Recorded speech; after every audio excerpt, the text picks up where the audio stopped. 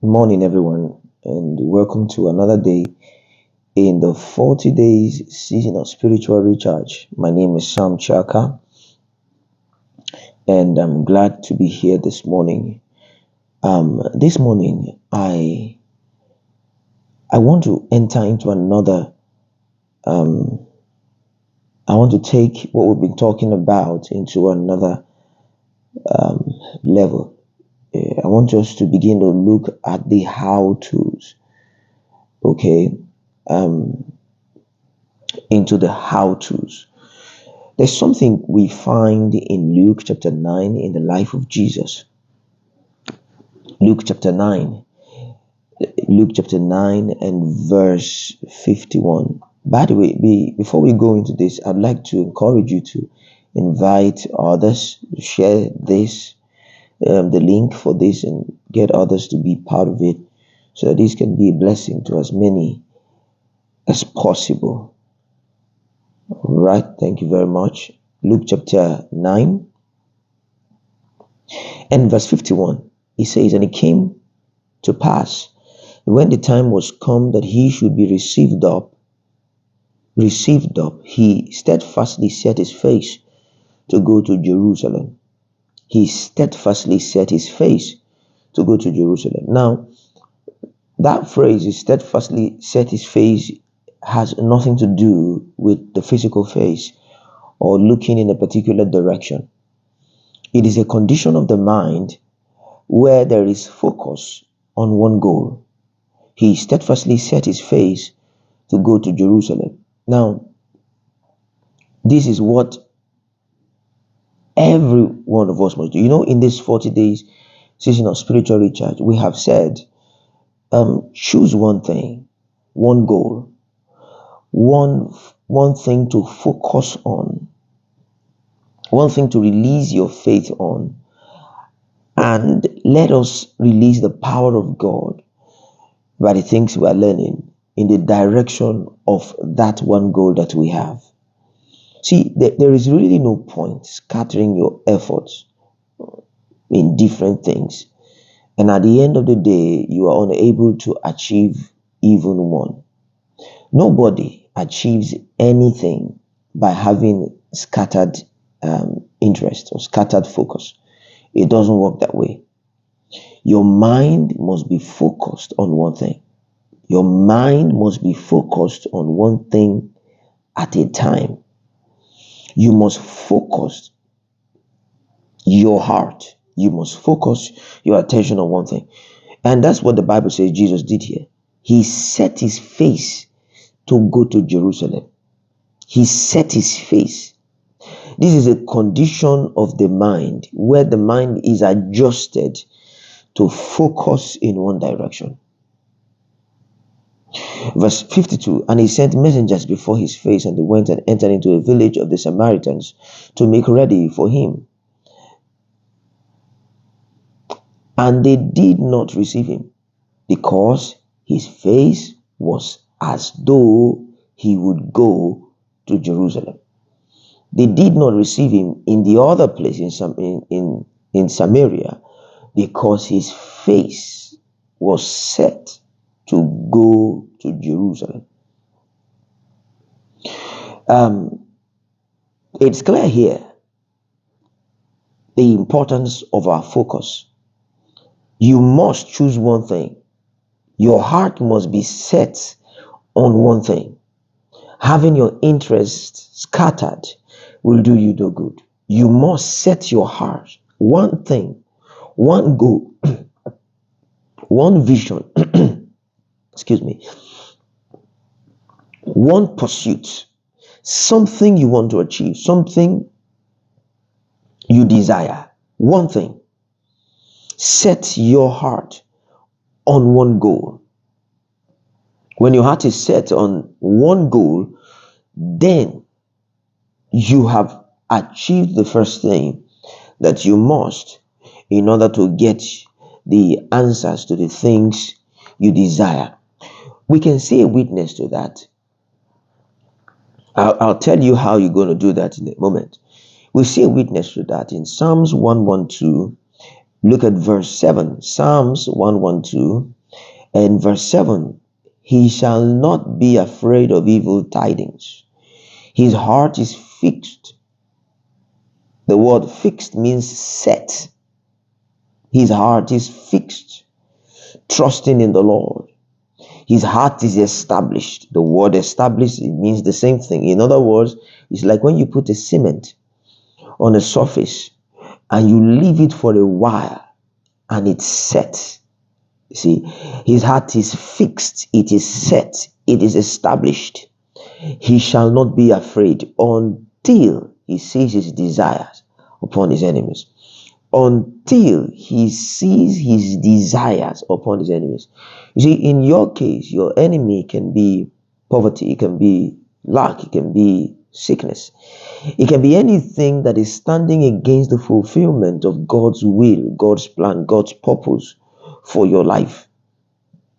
Until you see your desire upon your enemy. His heart is fixed. See that? His heart is established. He shall not be afraid. He shall not be moved. In fact, the verse before, the first verse, verse 6 said that. He said, surely he shall not be moved forever. The righteous shall be in everlasting remembrance. He shall not be moved forever. He shall not be afraid of evil tidings. He's not afraid of what comes against him. His heart is fixed. His heart is fixed. Trusting in the Lord. His heart is established. He has one direction, and his eye is upon the Lord. Having scattered interest, you see, and this is where a lot of people are defeated. This is why a lot of people, their faith doesn't work. All right. Today they want this, tomorrow they want that, and okay, it is this, and then it is that, and then they are confused. It will not work that way. Your heart must be fixed on one direction. You must choose one thing. Be clear, be decisive on that one thing you want to achieve, that one thing you want to get. You have to pick one at a time. You stay at it. You meditate on it until it sinks into your heart before you move to something else. You stay there until you see your desires achieved upon your enemies. James chapter 1 has the same thing to say. Would you turn to James chapter 1? James chapter 1 in verse 6. The apostle James says this. You can read it from verse 5. It says, if any lack wisdom, let him ask of God. It depends on what you're asking for, all right? He uses wisdom here. But whatever it is you're asking for, the same principle applies. If any of you lack wisdom, let him ask of God that gives to all men liberally and upbraided not, and it shall be given him. But let him ask in faith. Watch this. Nothing wavering. For he that wavereth is like a wave of the sea, driven with the wind and tossed. And let that man not think that he shall receive anything of the Lord. Notice the issue here is not that God will not give. The issue here is that he will not receive. Even if you can ask with a scattered mind, you can ask with a distracted mind, and God gives you, you will not be able to receive. And that's where the challenge is. He said, let that man not think that he shall receive anything of the Lord. And then verse 8 says, a double-minded man is unstable in all his ways. A double-minded man is unstable. Let him not think that he will get anything from the Lord. Let him not think he's going to get the answers. As long as your mind is scattered with so many things, so many interests, your face is not set on one thing. You have no singular pursuit, singular position of the mind for this time. You're not going to get anything. You're going to have scattered interests. And even if God were to answer these things, you are not going to know, you're not going to receive it, you're not going to be in that place when the answer comes. You will not recognize the answers to your prayers. Your mind is scattered, your interests are scattered. He's a double-minded man. Such is a double-minded man. He's unstable in all his ways. He cannot receive anything from the Lord. See, how do you set your face? The Bible tells us Jesus set his face. See that in Luke 9. Jesus set his face to go to Jerusalem. And when his disciples went to Samaria for him, they rejected him. The reason you are not going to get answers is because your attention is still scattered. You have no idea the power of your soul when it is focused on a singular interest. You have no idea the possibilities that are open to you in the spirit when a man's heart is set on one thing. That's what you need to do. Before you even begin to pray, your heart must be set on one thing. That is what Jesus referred to as desire. See, when you have today, it's this you want, and then tomorrow, you're not sure if this is what you want, and then next day, you're not sure if you're asking God to provide for you the money to pay your rent. Or maybe you are asking God the next day for the landlord to just have mercy on you and let the rent go. Or you are asking the next day, maybe you should move to another apartment and let God provide for you another apartment. Or maybe you are asking, maybe I should just buy a house. Oh God, provide for me to buy a house. See, you have an accommodation challenge, but you are scattered. You're scattered. You don't know what you want. Now, even if you are not clear about the fulfillment of the thing you are asking for, there are times like that you're not sure what exactly, but then at least you must have one specific thing you are desiring from the Lord. You find out that every breakthrough in human endeavor, maybe science, any area of life, has been when a person is focused on one thing. That is the thing that fills their heart when they go to sleep. That's what fills their heart when they wake up. One thing. And it is in their heart being fixed in that one thing, their heart meditates on that thing. And that's how one day they wake up, and they say, I've gotten my answer. I've gotten my answer. But how do you enter into this place where your heart is fixed? How do you fix your heart on one thing? How do you fix your consciousness on one thing?